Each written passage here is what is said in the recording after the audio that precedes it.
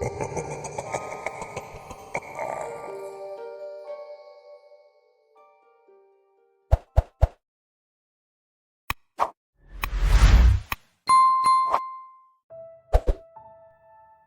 was part of Project Atlantis, among the various scientific endeavors undertaken by the Russian government throughout the mid-late 20th century. Underwater exploration was always kept quiet. Attempts had been made to source renewable energy, document new species, and of course explore new oceanic ecosystems that could perhaps hold the key to future human civilization. I was among the lucky first, chosen from a selection of cosmonauts, pilots, and obviously marine specialists. My task was to assist in the early development of oceanic vessels. My marine specialization and expertise in trench ecosystems made me an obvious fit. The government, or to be more specific, the Ministry of Medium Machine Building, was fanatical about results. Results, and more results. Whether it was new algae or just a trench deeper than we had originally thought, we were always expected to produce positive justifications for why the budget should continue to support this endeavor. An ambitious aim with a modest budget, but regardless, failure was never an option. We were the new frontier of the Sovietsky Soyuz, and with that, we carried the banner of Soviet might.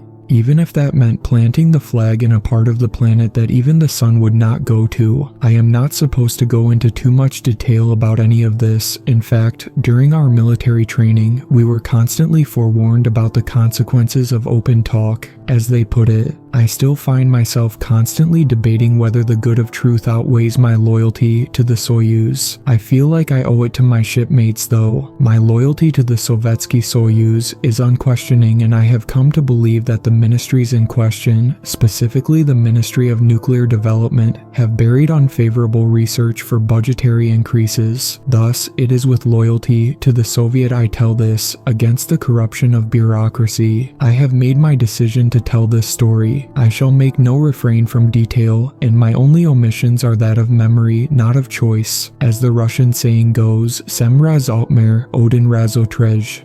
Measure 7 times, cut once. The Project Atlantis, Atlantida, was set in motion with the aims to establish a living space on the precipice of one of a number of oceanic trenches. These living spaces were called life zones. They are self-sustained pods that can theoretically hold up to 6 people comfortably at any one time. Life zones are secured to the seafloor beside the trenches. High-powered beams emit constant vital information to high command about water pressure, oxygen levels, and so forth. The pride and joy of the Operation Atlantis was the prototype, Cask Life. It's a life zone on the precipice of the Kuril-Kamchatka Trench, almost 8,500 meters to the seafloor and only a few meters from the trench wall. The trench itself was another 10,000 meters deep. Into the abysses. You have not heard about it because you are not supposed to hear about it. The Ministry of Medium Machine Building held Cask Life with great pride. The actual power and sustainability of the marine life vessel relied on volcanic activity from the trench. The waters and volcanic eruptions were harnessed and repurposed for everything in the vessel. It was stable, running, and the 3-man Soviet crew were expected to give daily assurances of its successes. It was one of 7 original prototypes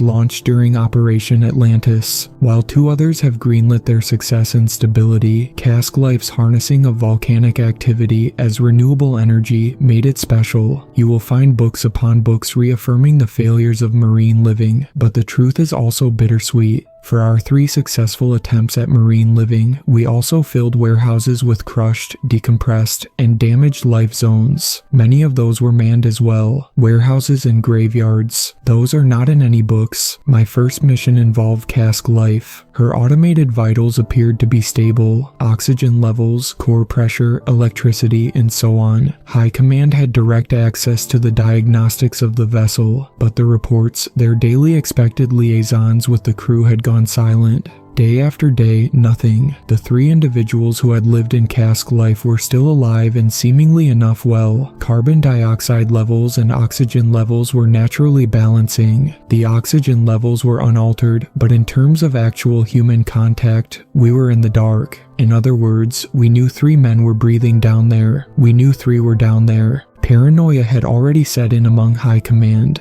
Rumors of a mole began to spread around. A US covert was among the three and had turned our loyal Soviets against us, but before the paranoia fire could be dispelled by rational debate, High Command had immediately ordered an exploratory mission to the non-abandoned but silent Cask Life. I was among this mission. Everything was fine. Everything was by the plan, until it wasn't. This is where my story must begin. If you want to know what happened to my comrades, to me, to the Cask Life, and their crew, then this is what truly happened in the depths of the oceanic trenches. It was a cold, dark night in Petropavlovsk, the most westerly point in the Soyuz. Rain rattled the steel roof exteriors of the shipyard while the North Pacific Ocean relentlessly swept anything that wasn't tied down across the wooden platforms. The Kuril-Kamchatka Trench was south of Petropavlovsk, and by travel, it would take just over 2 days to get to the seafloor. Weapons were also stored, in the off chance that our mole theory was proven correct. I unloaded my belongings from the military transport and walked briskly towards the shipyard, coat turned up to shield the biting wind and rain. I, along with 2 others, was to use a small 3-man marine traveler and make the first break with Cask Life. As I saw my 2 crew members idle around the vessel, I began smiling. Mikhail, Yusika. I launched forward and embraced my fellow crew member. Ah fuck, Sergey my friend, it's been a while. Mikhail returned the embrace. They managed to wrangle you into this as well. The Cask Life. This is monumental. His voice dipped as he realized that perhaps information should be kept as a need-to-know matter. This is Vlad. You have not met him. He's medical division. Vladimir shot him a look. Shit, Vladimir,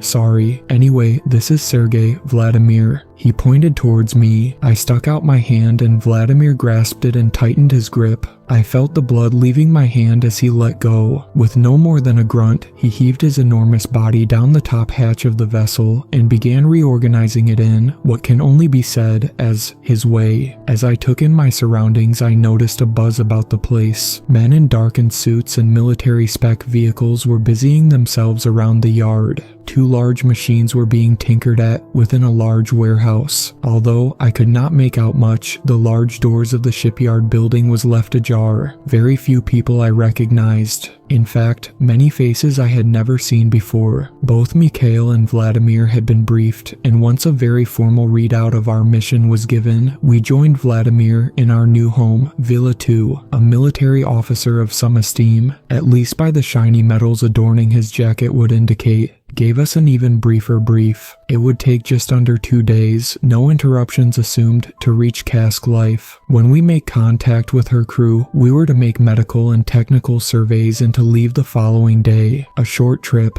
If injuries were sustained by the original crew, we were to take them with us. If no injured were assumed, we were to immediately return and High Command would deal with the insubordination in their own way. I didn't want to think about that. We boarded the medium-sized vessel that was marooned on the edge of the quiet shipyard. Loud voices barked orders, and with a whirl of noise and movement, the submersible was lowered by 2 heavy cranes. Mikhail, the chief engineer and crew captain of the Villa 2, began routine vitals and marine diagnoses. The top hatch was a double-secured steel door with an air chamber for decompression, and so, once both were sealed, the outside world was muffled to us 3. Green and blue lights lit up the board, emitting an artificial hue in the control chamber. The control board and the main chamber were connected by a small tunnel, large enough to squeeze through, but none of us could stand upright in it. Sitting beside me in the main chamber was the recently acquainted Vladimir, an extraordinarily stoic man, large and burly, cramped into this vehicle like a caged animal. No one would believe he was, in fact, a qualified nurse. Excuse me, health specialist. Mikhail's eyes never left the control board as he shouted orders. Vladimir, where's the UMT? Mikhail yelled far too loudly for this vessel. Control put motion sickness tablets in it. Get them. I don't know what to expect, but I am sure none of us has been 8,000 meters under the sea. He left. Vladimir, saying not a word, heaved his large body towards the medical kit and removed 2 small wrapped bars. He threw one to the back of Mikhail's head and towards I, and then reclined back into his seat. Conserving energy, I thought. Sergey. Mikhail turned towards me. As we lower, listen out for steel compression. This Sika may not be as enthusiastic for the water as we are. I looked over at Vladimir, now more or less asleep, and thought, it better be. The creaking Leviathan plunged into the cold ocean. Underneath the water, there was a serenity and calmness. We began our 8,500-meter descent towards Cask Life. Mikhail's mechanistic expertise was impressive. I always respected his keen eye for machinery because he spent many hours of basic training modifying, readjusting, and in many ways improving Soviet mechanics. A wiry, thin individual, he could always maneuver around engines, picking them apart like an expert painter would his art. We had spent an inordinate amount of time in base camp for this mission, but when he left for specialized training in marine engineering, I had not seen him until now. No different. Still the quick-witted Moscowian I had known and grown to care about. Seeing him there though, whizzing back and forth, it appeared as if he was engaged in a dance. You do not expect me to maneuver this by my lonesome, do you, Sergey? Mikhail threw me a smile. Because I will sail her right up to the Moskva River and be home for dinner, I left. As if Zoya didn't have enough to worry about Sergey, there's a reason they sent you to the other side of the Sovetsky Soyuz. And the reason I'm still here, he said. The money, I smiled. The money. It felt comforting to be back with a familiar face. The brief moment of levity cooled my muscles as I reclined into my seat and reviewed the information given to us by High Command. Guiding Villa 2 wasn't a task in itself.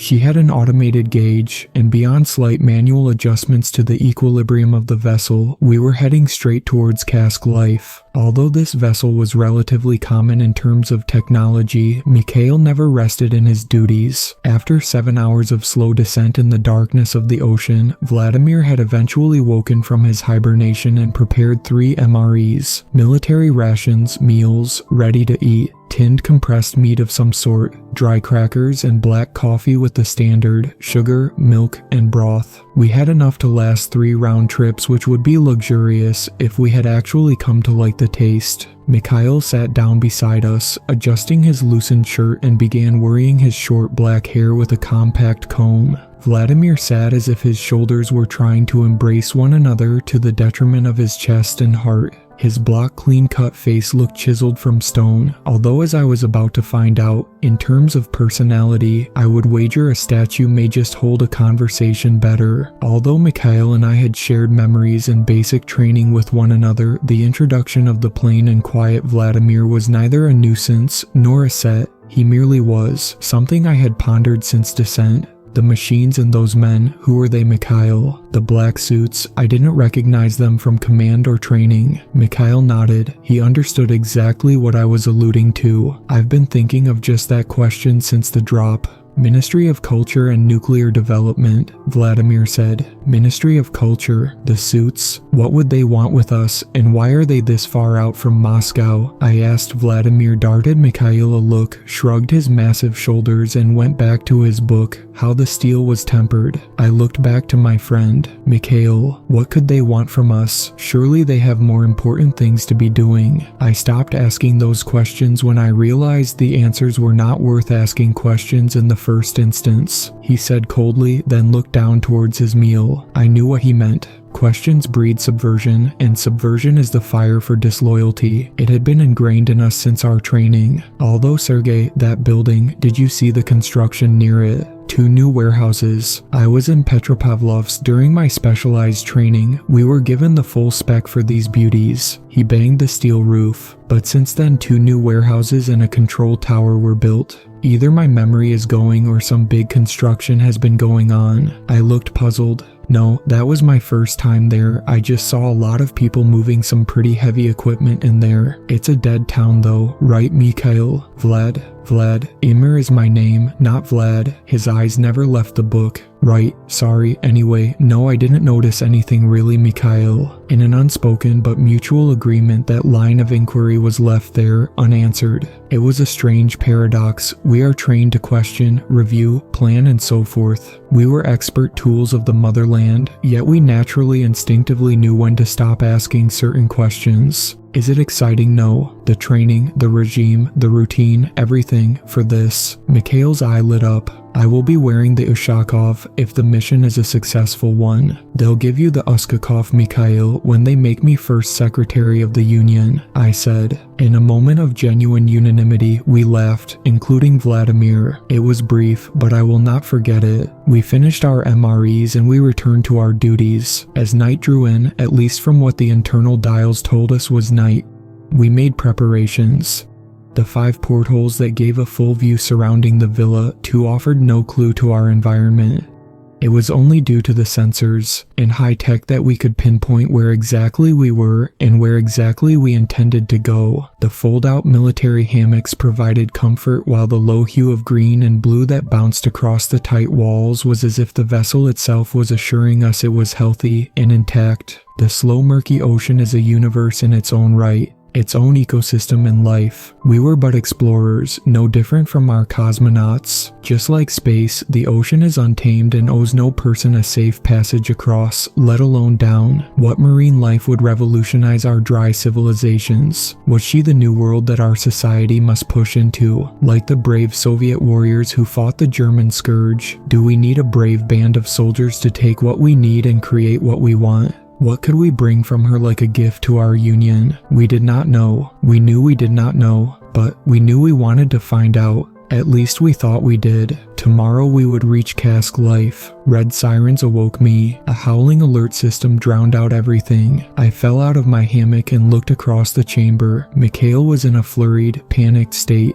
His glasses were slipping down his nose as he began manually overriding the system and regaining control of Vila 2. I lifted myself up and ran towards the controls. Mikhail pointed to a flurry of indicators on the board. Pressure, orange, equilibrium, orange, stood out. I quickly realized what was happening. Villa 2 had an internal chamber and a separate exterior, like a ball within a ball. It would balance itself to the best of its ability if small adjustments had to be made during descent or ascent. In other words, we would never be thrown upside down by an underwater current. What it could not do was spin the balls in 2 entirely different motions. The portholes only showed steel, indicating the exterior ball had been completely misaligned. Villa 2 had slowly turned itself sideways, and our internal ball was straining to keep the equilibrium. If she blew the intercoastal cogs and machinery, we would go dark. In a few tense minutes, Mikhail and I had slowly regained control. The red blinking lights stopped and the angry orange temper of the control board subsided. We aligned the chamber doors back up and ran an automatic survey. Although there was superficial damage, Vladimir pounced up, sweat pouring from his face. The behemoth had awoken. Is it the fucking Americans? He leapt towards a Makarov pistol, still in a daze. I dive tackled him with little success, but enough to keep him out of reach of the weapon. In that brief moment, he managed to grab his breath and look around.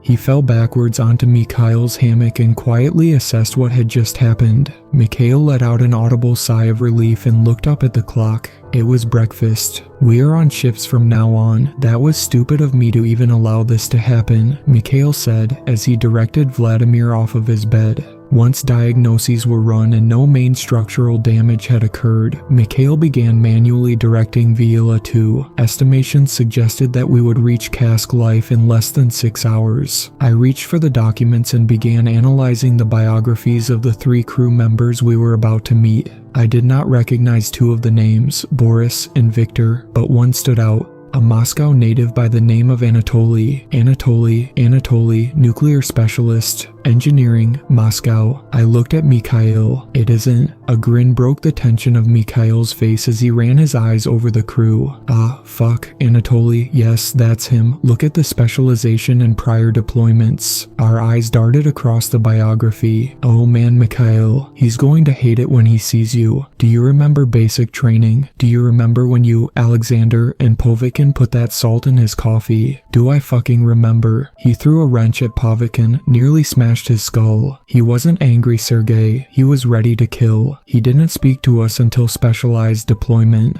Sergey, what will we say when we see him? We could pretend we have no idea who he is. We could say command said we were sent because a stowaway was on board the cask Life. Mikhail wiped tears of laughter from his eyes, and I burst into laughter. We could say we found out he was related to Eisenhower, and he has to return to command to answer for being a traitor of the Soyuz. No, Vladimir interrupted. Sergey and I are joking, Vladimir. Mikhail rolled his eyes. No, Vladimir restated. Well argued, my friend. Do tell me, when are you being promoted to chief speechwriter for the general secretary? I mocked. Vladimir's expression never so much as moved, as if we were the wind blowing past his head. Anyway, we should be at the seabed soon enough. Get yourself packed and ready. It won't be too long now, Mikhail said. He went back to the controls and peered out the blackened large porthole above the controls. I reorganized my material and read over the command instructions. Cask Life was nearing, and that meant we had 3 new crew members. At least that is what we thought.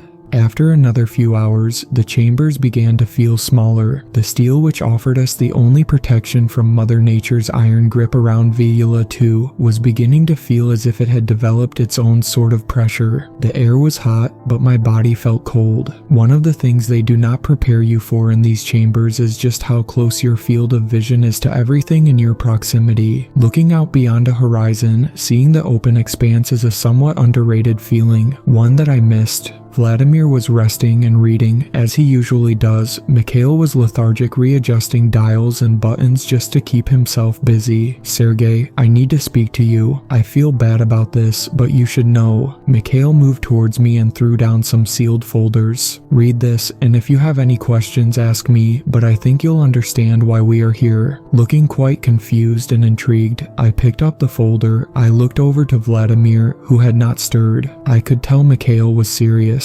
I began reading, page after page, diagrams, physics, and of course marine studies. Most of it was regarding Operation Atlantis, obviously. I understood it and it made sense to me, but then I began reading about a new operation. I read and read, never lifting my head once. After 3 hours of intense reading, I rubbed my eyes and fell back into my seat. This was not what I signed up for. The success and eventually the aims of Operation Atlantis morphed. The Cuban Missile Crisis changed everything. It spooked High Command. Once they knew the viability of the operation, the wheels of our departments began spinning. Our propaganda was and is exceptional. We claim that we cannot survive down there, that trying to go there is wasted resources. We filled journals with lies upon lies about the trenches and oceans, just like we filled books with false physics for our moon missions. These were sent out into the West to deter, slow down, and mislead their own operations. While the capitalists sifted through our findings, we, in the glow of the Soviet genius, used our real information and technology and made advances no capitalist country could even dream of. Although I had always supported the right of our government and people to resist the aggression of US imperialism, the movement of nuclear weapons near the self-determined Cuban freedom fighters was not without risk and reward.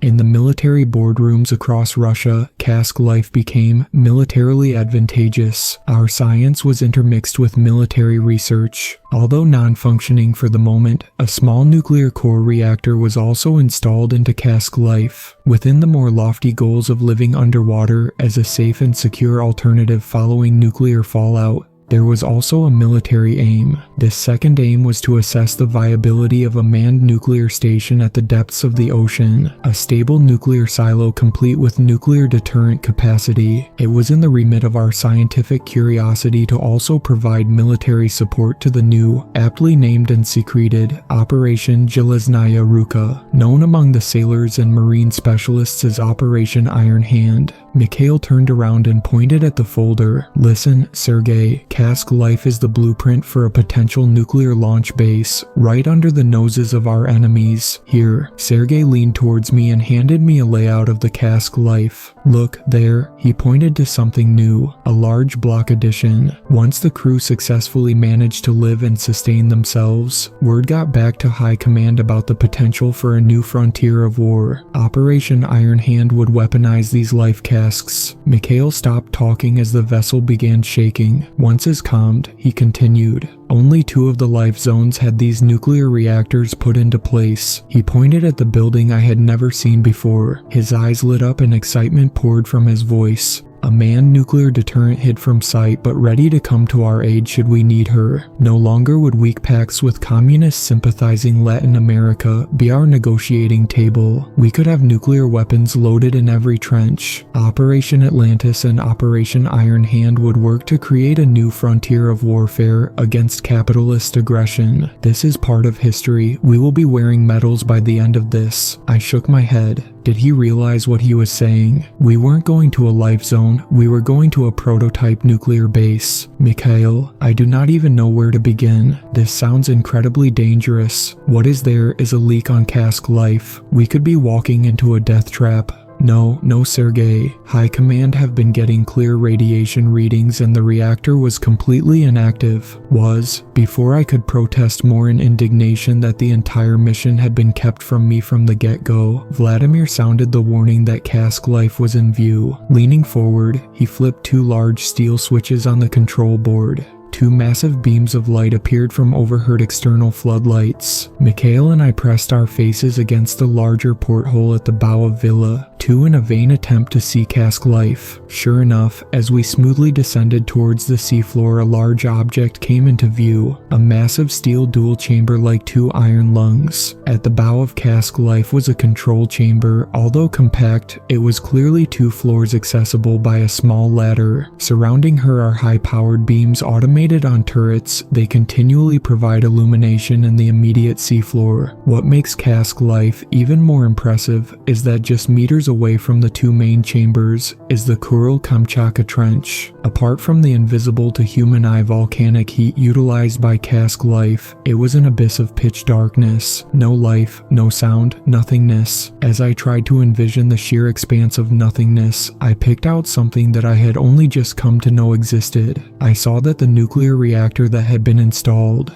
The reactor was bolted and secured close to the trench and was connected to Cask Life by a small tunnel. Its low red hue meant it was churning out power, a small but functioning reactor. It was massive in scale, almost twice as big as the living chambers. Reddened water surrounded and swirled around it. Mikhail had to physically secure the 2 vessels to one another. Utilizing his expertise, connecting the Villa 2 to Cask Life proved to be routine. Mikhail made it look easy. Resting on top of her was a small shortened tunnel that would physically latch onto our small tunnel underneath Villa 2. One of the 2 tunnels connected into 1 shortened steel legs would connect into specifically crafted holes along the top of Cask Life. We braced for impact as he reversed 2 propellers on each side of Villa 2 in order to soften the momentum of the vessel's sharp drop. After a few moments of slow descent, we made the first break. Once the 2 half tunnels were connected, they became one unified front and access up and back was granted. Any water contained within the small chamber's valves was ejected out with a pressure release. Villa 2 was now balanced on top of Cask Life, which was almost 3x the size of our vessel, even excluding the nuclear reactor. Mikhail sighed in relief and turned his attention towards me. Look, Sergei, I wish I could have told you sooner, but it was imperative to keep it as quiet as possible. We wanted to keep the pool of confidants as small as we could, said Mikhail. Why though? I replied.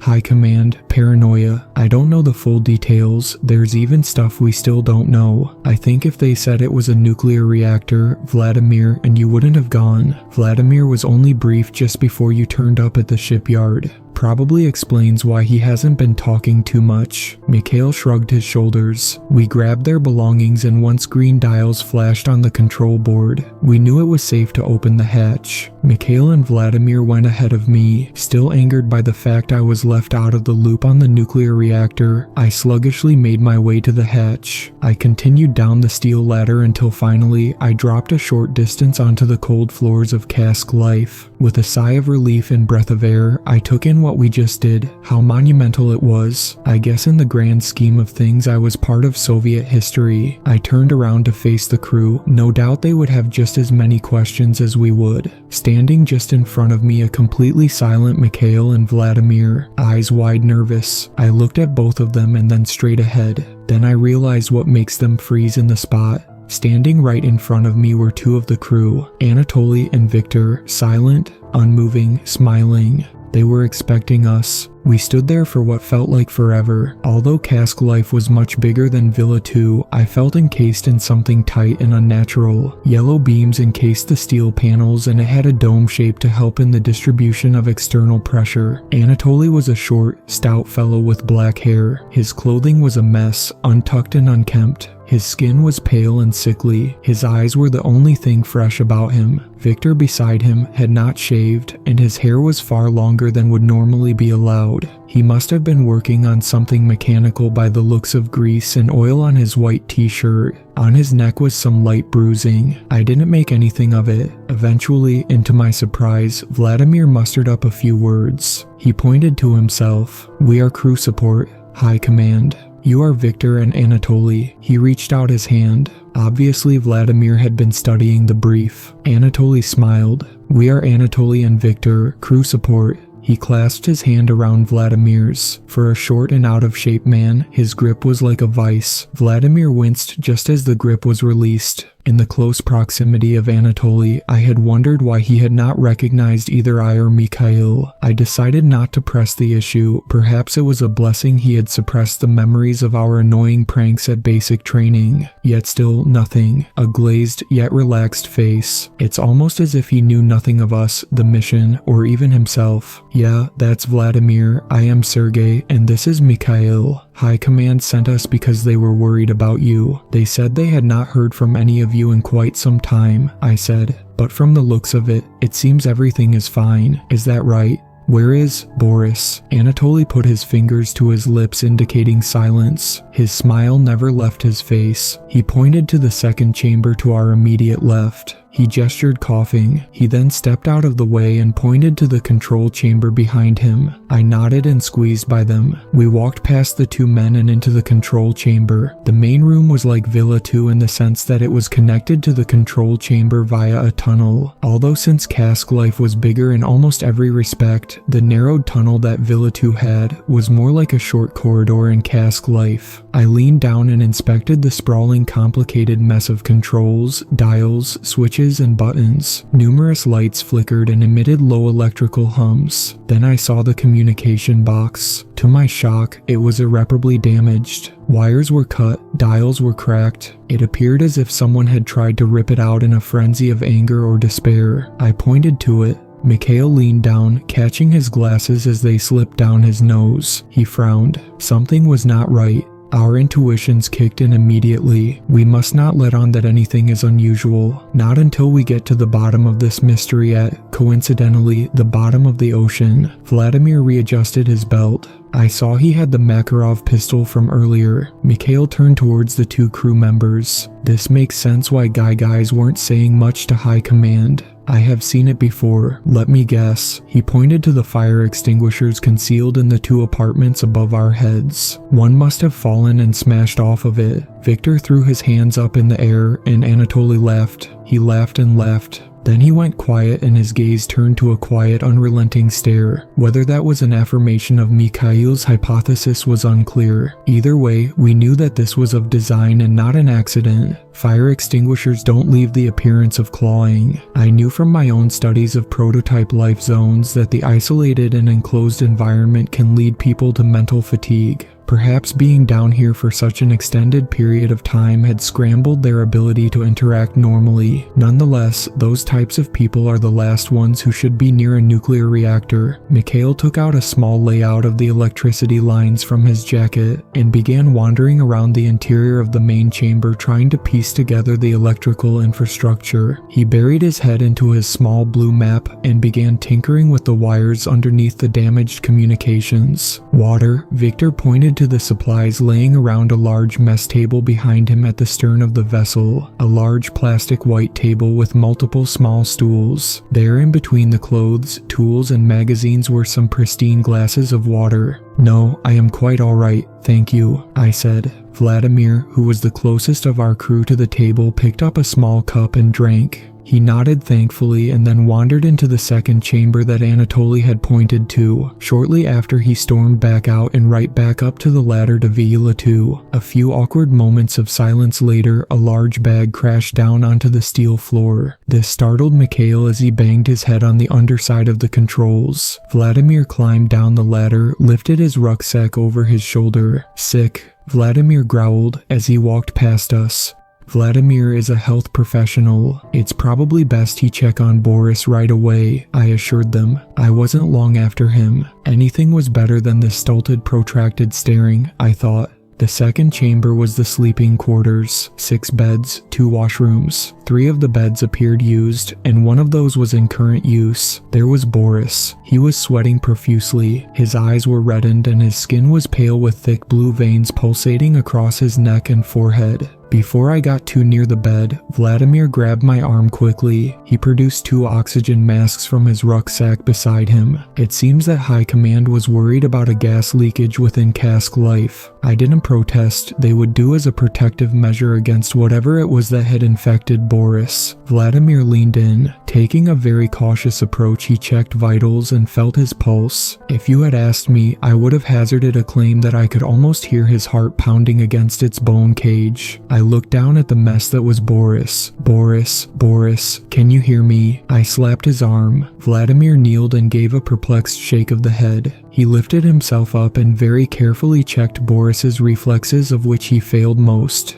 Then he carefully removed a thin syringe. The little short jab was enough to rejuvenate Frankenstein's monster as Boris opened his eyes. He looked startled, but not by the fact 2 strangers were surrounding him. Something else spooked him. You have to take me," he stuttered out. "Please," the eyes. But just before he could finish his sentence, his head fell back onto the pillow. His throat pulsated back and forth. His eyes bulged and strained. I saw red veins on the verge of popping open. He gasped for air as Vladimir frantically restrained him to the bed. Then, just as quickly as he had woken up, he calmed and went back to sleep. I looked at Vladimir in disbelief, but before I could utter anything, in the corner of my eye, I saw something. I turned and looked to the doorway of the first chamber. There they were, Victor and Anatoly, standing mute, smiling and staring quietly. They didn't look too worried about their comrade's deteriorating condition. They didn't look remotely startled. I tried a few direct questions regarding Boris's condition, but again, I was given nothing. In my exasperation, I decided to leave the medical business to Vladimir, as he said he would run a few more tests on Boris, while Mikhail and I decided to check the rest of Cask Life, which meant we needed to see the nuclear reactor. We still had mission aims to complete. Back in the main chamber, Mikhail had run his own personal diagnoses in the control room, and barring the communications, Cask Life was functioning. He was an expert technician, but even he couldn't salvage that wrecked equipment. We had communications in Villa 2 which we could avail of. He gestured to me and then scurried his way through a connecting tunnel that led into the nuclear reactor room. He called for me to join him. A tight squeeze down the tunnel, I reached Mikhail. The reactor was an impressive technological advancement and took up most space center of the room. I squeezed past the reactor around to the far side of the room. It was quite constricting. "We are close to the trench," Mikhail said. "What?" "The reactor is placed just beside the trench." I laid my hand on the side. The heat emitting was intense. She was activated. I read the specifications on the side. "Isn't this a water reactor, Mikhail? Not a nuclear one?" "Yes and no. It's a Viver model. Water. But look here." He pointed to the large thin rods shooting up the side. It was fitted with a nuclear component.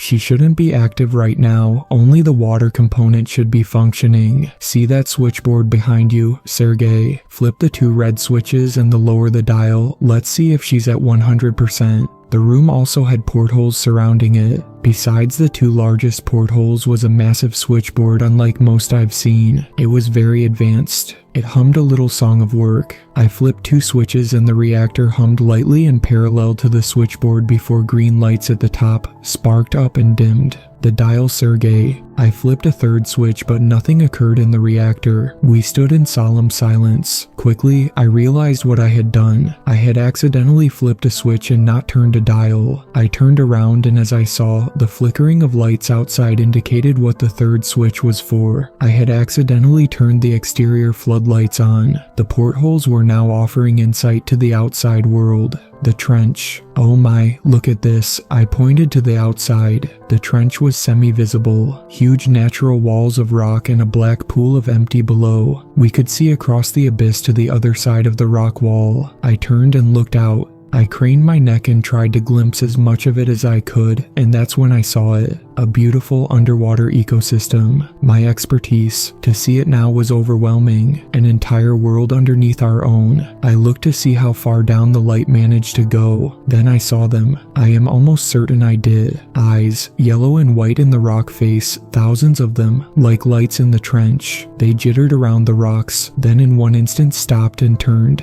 They were staring right at us. As the floodlights shone brighter, more eyes reflected off it until zerrip, pitch blackness. Then in the darkness, sounds of whirling and revving. Blue lights lit up the interior, signaling the emergency generator was engaged. Sounds of whirling and revving. Fuck, Mikhail, did you see that? What? Eyes or something? Something in the trenches. Don't fucking tell me you didn't see it. What? He nudged past me and began tinkering with the dials. A few moments later, the reactor hummed up again and the standard lights returned. I lowered the intensity of the floodlights and turned them back on. They were weaker but could still illuminate the rock face across from us. I looked back out the porthole. Nothing was there. Sergey, it was probably just crystals reflecting light. It happens. No, I know crystals. I am a fucking expert on this, Mikhail. It was something else. Look, being in small chambers, this whole mission, it plays on your mind. You see things you don't always see. He placed his hand on my shoulder. I shrugged him off. No, I definitely saw something, Mikhail. I don't have a good feeling about this place. Why didn't Anatoly recognize us? Why are they so fucking strange acting? What's wrong with Boris? What is wrong with Boris? Mikhail asked. He's fucked, really sick, really bad. He's infected with something. Mikhail grimaced. I continued.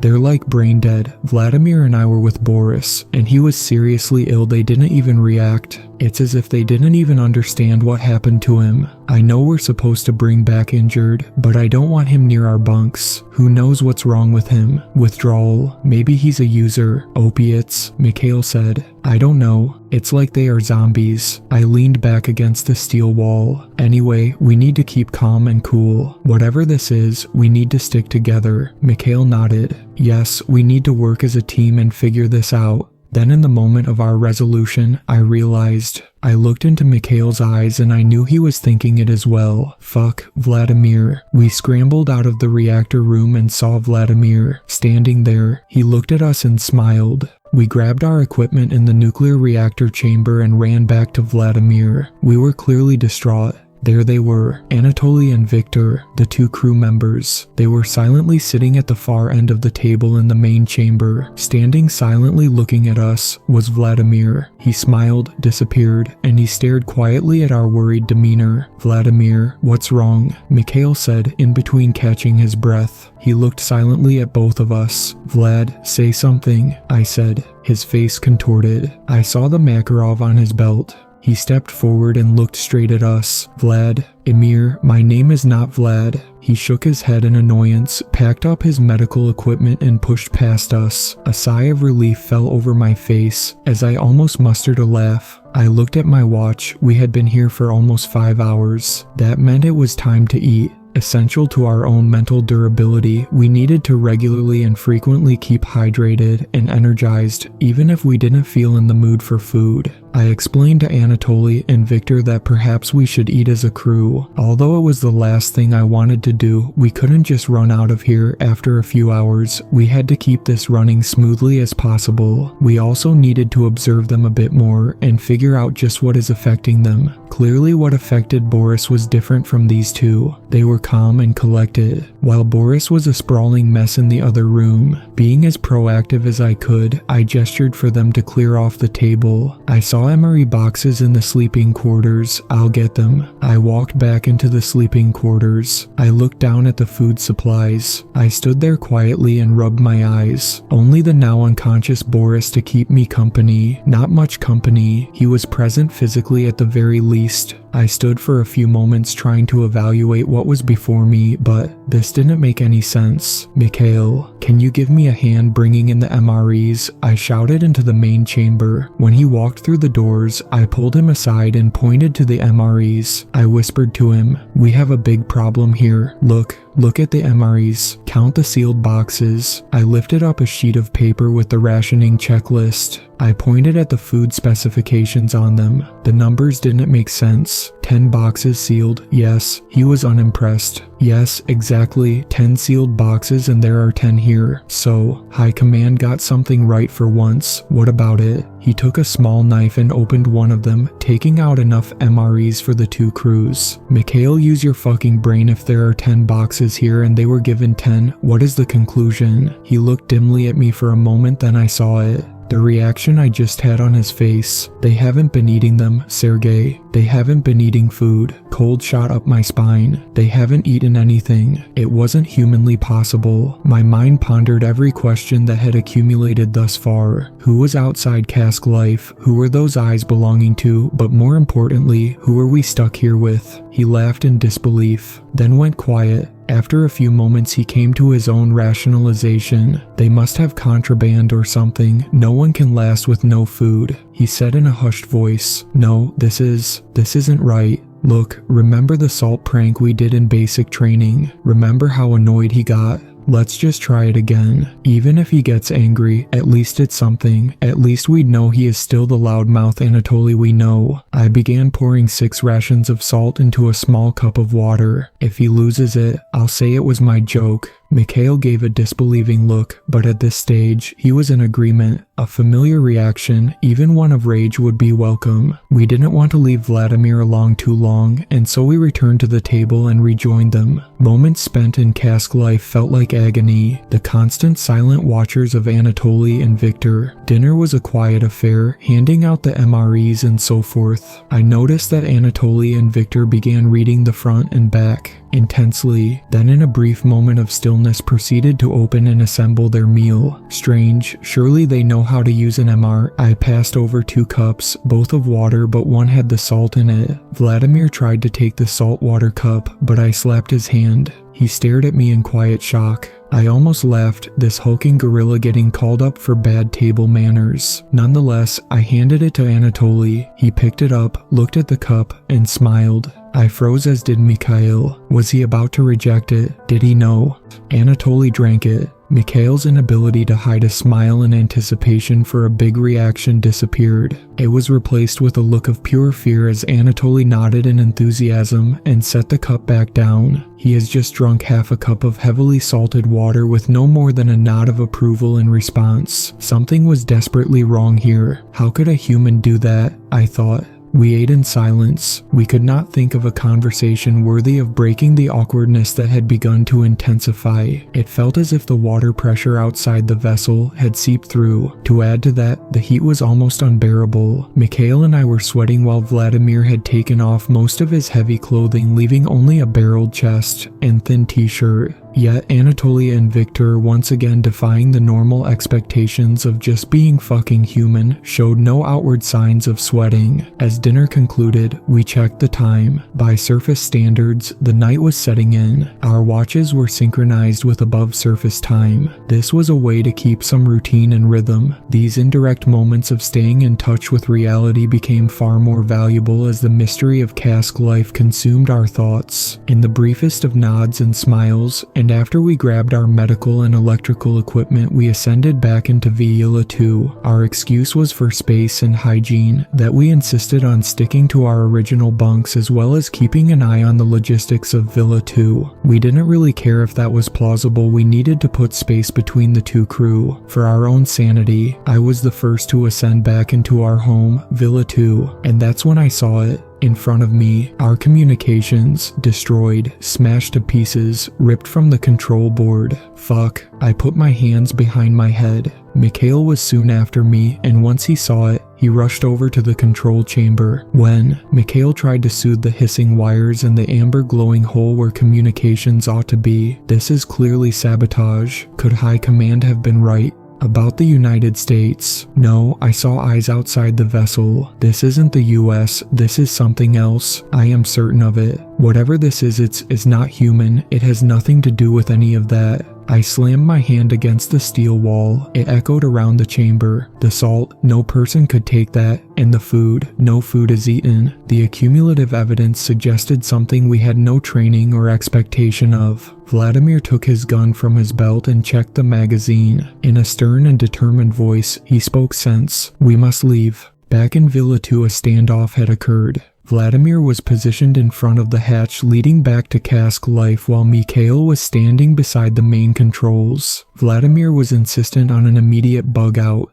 Mikhail, though, was not convinced. Why is it that you want to just run off now, Vladimir? Mikhail placed his hands on the roof. Gotten very enthusiastic for getting back to dry land when this whole fucking mission you haven't so much as spoken a word to either of us. Mikhail's eyes widened and his mouth turned to a snarl. Got somewhere to be. Mikhail, we cannot remain here, you know that. I reluctantly had to side with Vladimir. Oh, that must be it, Sergei. Whatever is down here, whatever is doing this to them, it must turn them into a Sika Blayat. I was taken back by Sergei's sudden turn, but I knew pressure down here caused real mental fatigue. The issue though was wondering whether it was a natural reaction to being in such an enclosed space, or something more worrying like that of Boris. Mikhail, what's gotten into you? Use your reason. Something isn't right here. In Vladimir's hand was the loaded pistol. If that thing went off in here, we would compress like a tin can. I moved in between both of them, putting an arm's length between the fired up crew members. We must stick together, it's our only choice. Look, if we were infected, we'd probably know by now. I said that with confidence, but even I knew that wasn't necessarily true. Marine ecosystems are diverse and complex. We didn't know how fast or what early symptoms would appear in someone. We also didn't even know if it was biological. I've heard of experiments that our Soviet scientists used to undertake involving oxygen, sleep deprivation, and food. Men's bodies can morph into dangerous things when put under inhumane testing conditions. Mikhail, Vladimir, we need to neutralize the nuclear capability of Cask Life first and foremost. We cannot leave it in the hands of whatever the fuck they are. I began pacing. Is that chamber door shut? I walked over and made sure it was sealed so they couldn't hear us. Look, later, when they're asleep, I'll go back down and neutralize the reactor. I just need a few tools, right, Mikhail? He nodded and then explained. You saw it for yourself, Sergei. Every prototype had an automatic failsafe. If you make it think that it's about to implode, it immediately isolates the rods and it basically concretes. It turns the thing into a block. It's a drastic measure, but it ultimately renders the reactor obsolete. It's a last measure if you need immediate containment. It's an expensive failsafe though, he sighed. If it's concreted, it is neutralized. He continued, I am the crew captain. I should be the one who goes back down. If anything, I should do it. I shook my head. You're the pilot, Mikhail. We're no use to anyone if Vladimir and I end up spinning into the trench immediately after we disengage from Cask Life. I shuddered at the thought. No, you'll be needed for re-release. You have to stay up here. Vladimir nodded. My bravery wasn't as strong as I presented it, and if they pushed, I didn't know how much longer I could truly protest. Fine, you know what you have to do. Mikhail turned his head away. I could see he was truly worried. Vladimir placed his hand on my shoulder and handed me the small pistol, and I tucked in behind my back. I won't need this, Vlad. He paused and looked at me. Vladimir, I mean. He smiled and walked back to his bunk. In a few hours I'll descend back into Cask Life, back into the unknown. After some time had passed and no noise had emerged from Cask Life, we checked the vitals. Oxygen levels are stable. I manually lifted the hatch and carefully and quietly descended into Cask Life. I avoided dropping down onto the steel floor by lowering myself as much as I could towards the ground. I dropped a very short distance onto the floor and held quietly, waiting for any sounds that may indicate I was heard. After a few brief and tense moments of silence, I proceeded towards the nuclear reactor, the closest point I could be to the trench itself. The chambers were lit by the glow of blue and yellow lights on the walls. I pressed on, into the nuclear chamber and began my tinkering. I undid a steel panel with the internal dials, the ones only engineers should be modifying. I began winding the internal pressure dial. If the reactor thinks that it is sustaining increased pressure, then it will think it is overloading. If successful, no noise would occur. The stasis it is in would merely concrete, so to speak. Seconds felt like minutes, minutes like hours.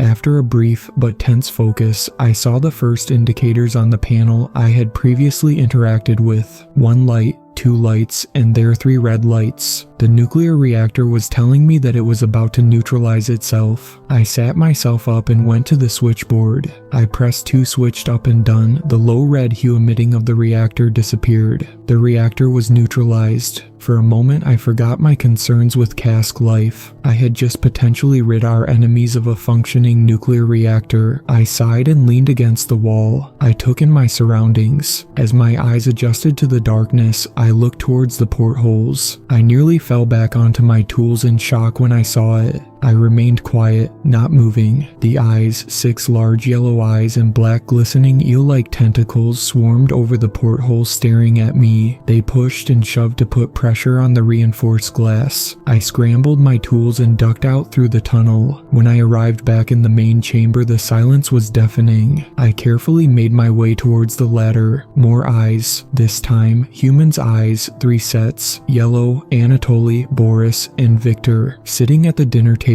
smiling. Had they been there the entire time? I stood up and placed my hand behind my back, reaching for my Makarov. "We're fucking going," I shouted up towards the hatch. The 3 men stood up and moved towards me. Mikhail must have heard me because he rapidly dropped down the ladder. He was holding a wrench in one hand. "You didn't think I was leaving so soon, did you?" He never took his eyes off of the crew. Vladimir was leaning his head down the chamber trying to peer into cask life. "Did you neutralize it?" "Yes, it's done. Now let's get the fuck off of this thing." The 3 crew were slowly moving towards us. They smiled and cut off the most direct way we had to the ladder. In that situation, I knew I had to resort to a drastic measure. I lifted the gun and pointed it at Anatoly. His face contorted. He definitely recognized a gun. Vladimir had now descended halfway down the ladder. From this angle, he could just see the back of the 3 crew but was out of their reach. I looked at Boris. "You're looking much better, aren't you?" He gave me a wide-eyed smile. "Perhaps, but I do not think he is really that much better, Sergei." As I pointed my gun at Boris, I saw Anatoly's face contort. Thick, tube-like shapes were wrapping around his throat underneath his skin. It was as if he swallowed some sort of snake. His head began violently shaking. He leapt forward. I blasted off 2 shots before the agony of the noise immobilized me. I threw my hands up to my ears and winced as Anatoly's body went limp before me. Mikhail and I were disorientated. A gunshot as an enclosed space echo violently, blinding and deafening you. Being accurate in here meant life or death. 2 shots in his right eye, one had gone right through the back of his skull, and fortunately embedded itself a panel. He was dead. Yet, as I stepped over him, his arms wrapped around my leg. I looked down. His head was rocked back lifeless, but his body was almost automatically defending itself, as if something in him was animating his corpse. I pushed him off, and with that, he went limp again. I pointed the gun at Boris and Victor. I straightened my arm and calibrated my next shot. He was my fucking friend and I put 2 bullets in his fucking skull. Just try me, you. I looked stern and serious, but that only hid the panic and stress that was engrossing me. Your friend? Vladimir was hanging from the ladder. He looked at me confused. Elle ignored the gorilla. We're getting off this fucking wreck right now. I backed up to the wall and circled around Boris and Victor towards my escape. I looked up towards Mikhail, who was now positioning himself in between me and VValters' ladder. The 2 men remained silent and unmoving. They didn't react. They stared at the gun. Mikhail slowly began climbing up the ladder as I kept aim. I needed to reach up to the ladder, but it meant that I had to hand him my gun. Here, take this. I need both hands to be free to climb the ladder. Slowly I clasped my free hand around his, staring intently at Boris and Victor, who had by this point held my stare unblinkingly, but just as I began handing the gun to Mikhail, which inevitably meant taking my aim of the two crew members, both Boris and Victor rushed forward. Mikhail scrambled the gun out of my hand, but had not adjusted his aim and let off a shot which bounced violently across the ship, ricocheting off 3 steel plates in the walls behind Boris' head. Another shot. It exploded into the chest of Victor and spurted blood across the ground, but still, he was unfazed. Mikhail was grabbed by the arm and thrown off the ladder and down on the floor. In the panic and in the confusion of the brawl, he tackled them both in the center of the chamber. Cask life began rumbling and the sounds of churning water could be heard on the bow. Lights went up and red sirens wailed throughout. "Go quick," he shouted, and before I could protest, Vladimir had grabbed me and hoisted me through the connecting tunnel of Villa 2 and Cask Life. I flew up the tunnel and peered down, frantically searching for Mikhail. Mikhail, buying himself a quick second by letting off another shot, clambered up the ladder. The sirens continued and the red and yellow lights splashed over his face and reflected off his glasses. He threw me a classic grin as he shot up the ladder into the tunnel, but before he could get into Villa 2, his legs were grabbed and he was pulled down towards the ship floor. Anatoly's lifeless corpse was flailing and wrapping around his leg. Boris and Victor were not far behind. A pop sounded and he let out a shout. His leg had been torn out. He hollered in agony and stared up intensely. He knew what I didn't want to say. He slammed his hand on the emergency button within the tunnel, shattering the glass in his palm. Blood splattered on his face. The 2 hatches closed, cutting Anatoly in half and slicing off the arm of Boris. Mikhail had pressed an emergency release which was designed to shut off portions of the ship in case of a leak. I was pale. Mikhail was trapped in between the 2 vessels. He had saved our lives, but I knew he had given up his. Vladimir shoved past me and began an emergency release from Cask Life. The mechanisms were set in motion. I leapt forward and began protesting in vain. He and I knew we could not open the chamber again. Vladimir slammed buttons. Yellow blinking lights signaled the danger of the detachment protocol being overridden, but he ignored them. He knew what he was doing. I returned to the hatch, and over the noise and commotion of the disengagement, I heard Mikhail. "Sergei, Sergei," he yelled. "Yes, Mikhail, I can hear you. Are you injured?" "Not as injured as Anatoly is, the Sika." "Mikhail, I cannot open the hatch. The pressurization has already begun." "I know, Sergei, I know, but guess what?" "What?" "I definitely should get the Ushakov for this." Before I could enjoy the final moment of our friendship, the steel shaking began. Villa 2 let out 3 long hisses of pressure, and she disengaged from Cask Life. Although I couldn't see anything, I knew what had happened. I knew Mikhail had just experienced the flooding of water, mass decompression. Ultimately, I could only pray his death wasn't in vain or in suffering. The sheer momentum of the liftoff discombobulated the system's ordnance. I was thrown back into the controls as Vladimir switched on every external light to see where we were positioned. Right in front of us, the precipice of the trench was rushing to greet out. Now out of control vessel. Vladimir, fuck. Reverse the thrusters at the front. I joined his side and began trying to regain control. Villa 2 hurtled towards the trench, only just regaining control. It hovered above Cask Life. Vladimir began resetting the dials and preparing for the ascent. "Hold on, look." I pointed to the main porthole. "Cask Life, her reactor, what's that wrapping around it?" Taking manual control of the bows on the lights via 2 large steel dials, Vladimir pointed them towards the tail end of Cask Life, the part that was attached to the inside of the trench. Maintaining equilibrium, we got a clearer view of what was happening. Huge black tentacles were wrapped around the outside of the reactor. Whatever it was taking Cask Life with it. These tentacles, though, they were almost as big as Villa 2. Large, curling black arms squeezed and compressed Cask Life. The black vines attached itself while hundreds of yellowed eyes lit up the rock face. Like arms outstretched and of differing length, they began swarming over the entirety of Cask Life. The floodlights on Cask Life were being destroyed by the creature or creatures. A massive seismic shock rattled the interior of our vessel. Vladimir and I were thrown back. The sheer strength of this animal had blown the internal atmosphere of Cask Life, leaving it vulnerable to Mother Nature's wrath. In a matter of moments, the bolted and secure Cask Life was pulled down into the abyss. White eyes on the rock faces of the trench rapidly blinked and fluttered in a sort of whimsy. They disappeared back into the rock. Vladimir and I were in awe. The project, the crew, Boris and Victor were gone along with the bodies of Mikhail and Anatoly. Visla 2 was now the only object emitting light. Even the eyes have gone. We were in darkness. I thought we were alone. Then we heard a knock on the outside of Villa 2. Someone was there. Vladimir had regained control of Villa 2. We remained silent.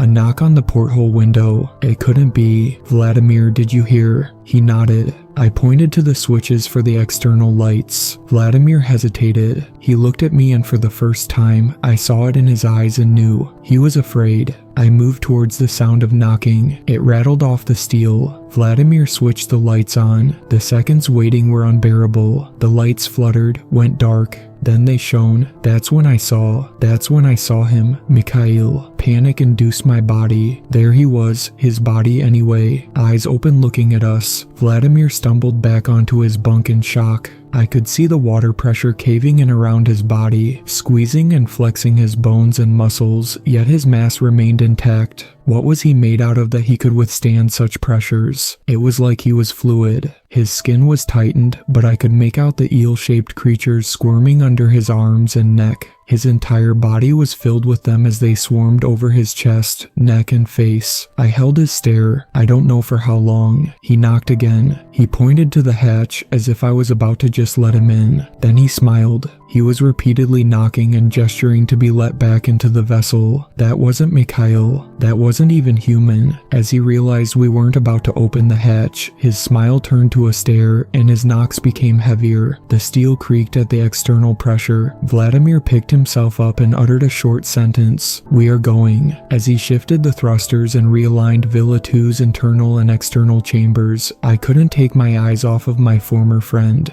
There was nothing that could be done to save him. We began our ascent and I lost sight of him. Darkness consumed the porthole. He was gone. The trench was gone. The seabed was gone. I collapsed onto my bunk in a frenzied state. My head was spinning and the chamber felt like it closing in. Sweat rolled down my neck as I gasped for air. In my mind, I thought the oxygen levels had plummeted, and we were going to die. I had never suffered a fear of enclosed spaces, but every gasp for air was like pulling oxygen through a tight mask, constricting my throat. Every creak of the steel caused my heart to bounce around my chest. I was immobilized and frantic. Vladimir grasped me by both hands. Is normal now? Is normal now? Hearing his voice, even though it was cold and emotionless, reassured me. I sat forward with my head in my hands, trying to catch my thoughts in my mind. Silence. He returned to the controls while I returned to reality, albeit reluctantly. Hours ticked by. Vladimir and I sat in silence. Neither of us had gotten any sleep. Even with both of us tinkering with the main control, our communications were still down. Vladimir had given up quite some time ago and resigned himself to his bunk. I wandered aimlessly in the tight enclosure trying to calculate what we would report back to high command. None of it seemed plausible, I thought. Eyes and eels. Zombies who don't eat but smile at you. It just didn't fit into their framework of reality. How could it? Even I began to question my own sanity. I could recount every memory, but even then, I didn't remember some of it. It was an overload of information. I collected my tools and electrical equipment and opened the storage locker. Until now, I had no use for the gun box that Vladimir had gotten his first Makarov out of. In my own inquisitive nature, I opened it. A Makarov laid there with a magazine, cold, cool steel. His partner saved our lives back in Cask Life. I didn't think much of it, yet something wasn't right. One Makarov. There's clearly space for 2 more here, 1 for each crew member. Obviously one was gone to the depths of the ocean with Mikhail. I sighed in despair when I thought back to that.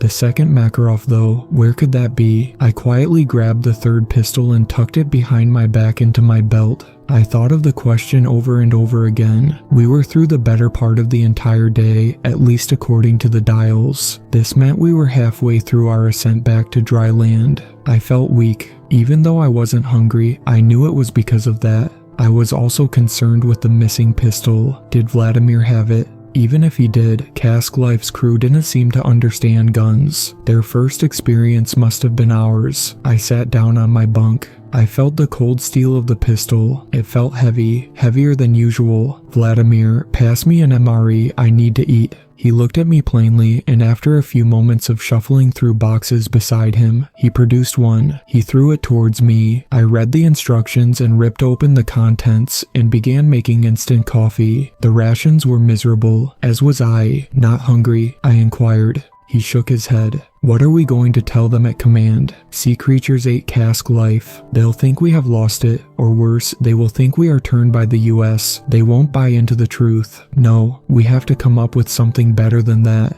The coffee tasted bitter. I used a compact can opener in the MRE to get to the biscuits in the tin. Technical malfunction in the reactor is our only bet. We could say that the crew and Mikhail refused to leave but knew we had to send word back to high command.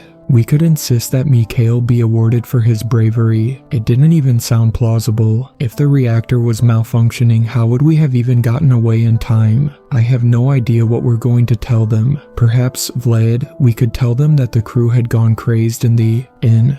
I stopped and looked at Vladimir. He didn't say a word. A cold chill shot up my spine. I stared deeply at him in silence. I reached behind my back and clasped the gun. I am sure high command can be reasoned with, but first I need more coffee. Vlad, can you pass me another MRE? They're right behind you. Vladimir nodded, but didn't react. He slowly turned his back to me and began looking through the boxes. I didn't want any more coffee. I stood up and walked over to him. I took the gun and pointed it to the back of his head. My hand shook as I felt my finger squeeze. Sorry, Vladimir. I closed my eyes as I fired 3 bullets in rapid succession. They blew right into the back of his head. His body slumped into a heap on the floor. Blood began pouring from his skull. My ears were stinging. My breath was gone. I was numb. I scrambled over to the storage room and grabbed a pen. I began writing frantically across my arm. My head was light and I wasn't sure if I was making sense, but nonetheless, I wrote and wrote.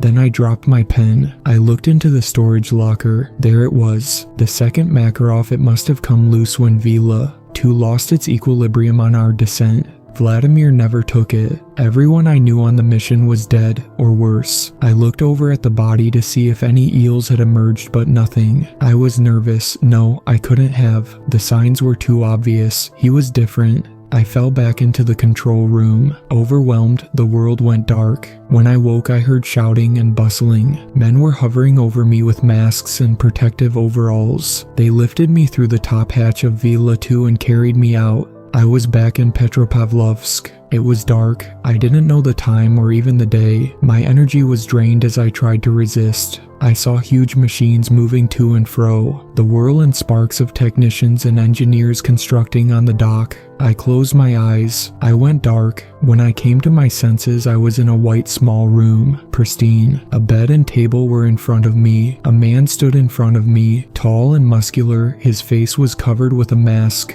Sergei, I must say I didn't expect to see you. Who are you? Where am I? How is Cask Life? The crew? Did you see anything out of the ordinary down there? What? Did you know? You know there was something down there. The eels, the black tentacles, hundreds of yellow eyes. Something attacked the original crew. I was wide-eyed and panicked. There was no way he was going to believe me, but I had to tell him about the creatures. Cask Life's crew, you mean? Yes, they were infected by something. He looked stern at his notes and began writing. How long before they became brain dead, memory loss and so forth, different. I stopped for a moment. I never told him what had happened to them, only that they were infected. How did you know they turned like that? That's exactly what happened. He stared intently at me. We knew something strange was going on down there, let's just say that. How? We didn't know what we wanted if we are being honest. Perhaps you would have brought back something of value to us. Clearly a dead body and a deranged soldier are not ideal. I began cursing loudly at his callous indifference. How could you just throw us to the lions down there? People are going to know you did this. How would they, Sergei? Did you know about the vessel? The vessel? Cask Life? No, Sergei, everyone knows of Cask Life. I meant if you're so confident, how come you didn't realize there was another vessel before you? I don't understand. Villa 2, Sergei. Obviously, if there is a Villa 2, then there was a Villa 1. We had a mission quite like yours prior to your deployment. It was supposed to go and re-establish communications with Cask Life. I was shocked. When? What happened to it? We don't know actually. It's still lost. I guess you didn't come across it. Poor crew, wherever they are. He jotted down another note. I thought back. The grease on Victor. He had been working mechanics on a ship, but as Mikhail observed, Cask Life was fully operational. The reactor as well. Someone had turned it on. Had Villa 1 made original contact with Cask Life? I had no answers, but Anatoly and Victor, they were expecting us. We had communications with Villa 1 though, which was great, for the most part. They relayed information to us about the sickness, the frenzy, and so on. It was too good to ignore, Sergei. So, we sent your crew down. Perhaps you'd be able to shed more light on everything. High Command doesn't know the full details. You're not High Command. Oh no, I am from, well, look, it doesn't matter. What matters was, there was obviously something dangerous down there. I knew that if we could harness whatever it was, we could change the trajectory of the war. Villa 1 was an unfortunate disaster, but we needed to know if it was something real, something tangible. So, we sent you down. Villa 1. In the dark, of course. We couldn't have you going in there guns blazing, but to my surprise, you confirmed everything. Eels, eyes, and this sort of brain-dead memory loss. It's amazing. I didn't think you'd be back. I thought you just communicated to us, but clearly someone destroyed your communications. The fact you made it back here, I must say, I am pleasantly surprised. He stopped and looked at me. One thing though, Villa 1 spoke of a creature, massive. It was different from the tentacles. It was a glowing sort of creature with bright eyes. He looked at his notes. They said its eyes were enchanting and beautiful. A huge creature, Sergei, human-like and glowing bright. I didn't say a word. That certainly didn't sound like the eyes we saw. Anyway, enough of this. And with that, he stood up and moved towards the door. We're going to keep you here for a bit, see what happens to you. Maybe you'll turn like the rest. We don't really know. You're our first experiment. I tried to process the information and what I had seen on the dock. Wait. The machinery, the men working outside, what are they doing? He opened the door, turned around, and smiled. That's going to be Villa 3. I knew then that they were going to go back to the ocean. I was the only person from Villa 2 and Cask Life to get back to the docks. The well-built man from earlier put down his pen and leaned back in his chair. Clearly, he was writing something of massive importance. It was probably a summary of our talk, of how Villa 2 confirmed the stories of the lost Villa 1. Even though 5 Soviet men were dead, the sounds of outside clearly indicated that they were going back to the ocean. Villa 3 was nearing completion. A new crew, a new group of soldiers. As I had been told, High Command was left out of the conversation. A small group of rebels were pursuing the potential for alternative weapons in the depths of our oceans. They didn't expect any opposition. They didn't expect me. As he was writing up his notes from our previous conversation, the whirl and noise of Villa 3's construction outside of the building would work in my favor. It was a combination of noise and the fact that he was so engrossed in his work that he didn't even hear me unlock the door with the can opener I had from when Vladimir had given me an MRE and VI.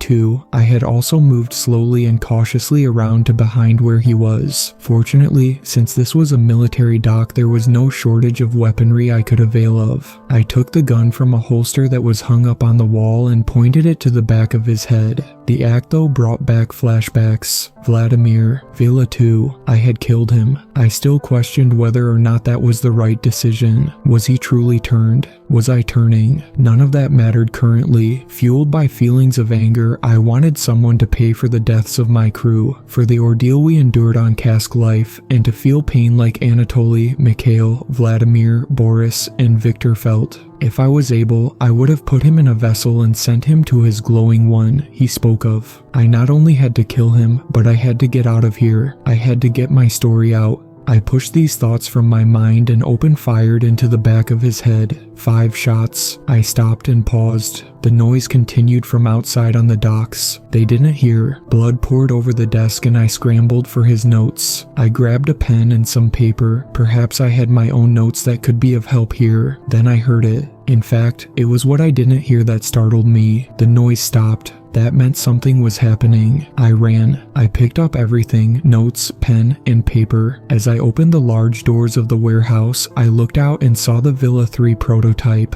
It was huge, twice as big as Villa 2. The noise had stopped because the construction was finished. The crew were wearing specialized equipment and their weapons were high-tech. We were just mice to be thrown to the cat. These were the real heroes of the Soviet. I was furious. Our lives were worth only what we knew. The rain began to pour heavily and the ocean erupted in anger. Waves upon waves smashed against the shore. A storm was brewing. I had to keep going. Blinded by rain and by fear, I threw myself deep into the forest. Was it morning, afternoon? What day is it? I knew the answer to none of this. Finally, after sheer exhaustion, I collapsed against a large tree for shelter. Panting, I loosened my iron grip on the notes and paper. I read over the notes that the man had written. Nothing I had not already known. His graphs, his drawings, alien-looking creatures, half man, half tentacles and eyes. Bizarre. It seemed they were looking into hybrids of these creatures. I felt my neck constricting under the humidity of these forests.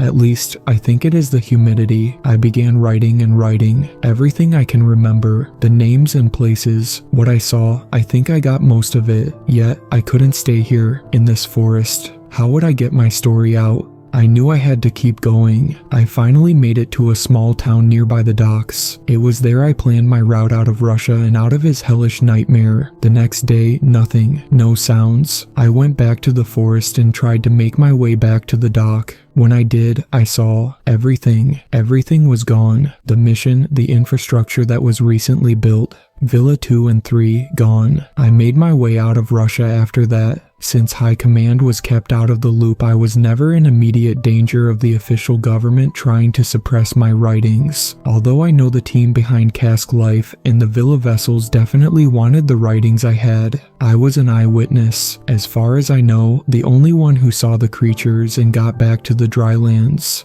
The story of Project Atlantis ends there. Well, my story does. I know they kept looking, they kept sending vessels down. I tried to keep myself invested. I tried to keep active, then I forgot. I just moved on. One day I stumbled over my notes, the ones I had written in the forest. I almost forget some of the details, but I remembered my promise to tell people what really happened down there. It has been a long time since Project Atlantis, and when I went to the depths of the ocean, I never went back to Petropavsk. I actually never went back to Russia. Although my memories begin to fade quite rapidly, I am grateful that it is natural problems that are the reason my memory has gone, and not by any alien illness. Nonetheless, my memory is slipping, and I am tired. In my own studies, I could never find anything more about Cask Life or Villa 1, 2, or 3. I kept as far away from the Soviet Union as I was able. Little hints here and there indicated perhaps they were still seeking the unknown entities. I spoke to former soldiers, experts like myself, and marine specialists from different countries. Most knew nothing of what I said, and those who seemed to told me that they had nothing to say. Villa 1 supposedly appeared briefly on the northern coast. Onlookers said it looked as it was only built the other day, that there were no signs of deterioration. When I asked for more details, they were sparse. They confirmed what I knew from memory, the shape and style of the vessel, but nothing more. It's not even clear that it was Villa 1. I have also spoken to someone who claimed to have communication logs from Villa 3, highly confidential. I may get them soon. Nothing concrete has appeared as of yet, but if they can continue the story, I want to know. I cannot say for certain certain what happened to Villa 1 or Villa 3. Perhaps they're out there. If they are, I would like to speak to them. In part, that is why I told this story. Perhaps they're out there like I am. I heard a story of a smiling man in a Russian town, not far from where the docks were. When people started disappearing, stories of a smiling man emerged. He was seen in the forests. Perhaps that is my next clue. With the end of the Soviet Union, I may in fact venture back.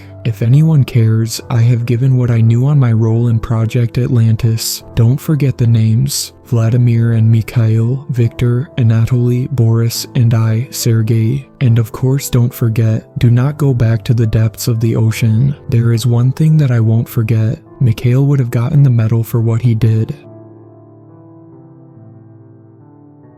Thank you to my superfans, Sweet Black Swan, Tacy, and Brooklyn. I really appreciate you guys supporting my channel, and I look forward to making more content for everyone.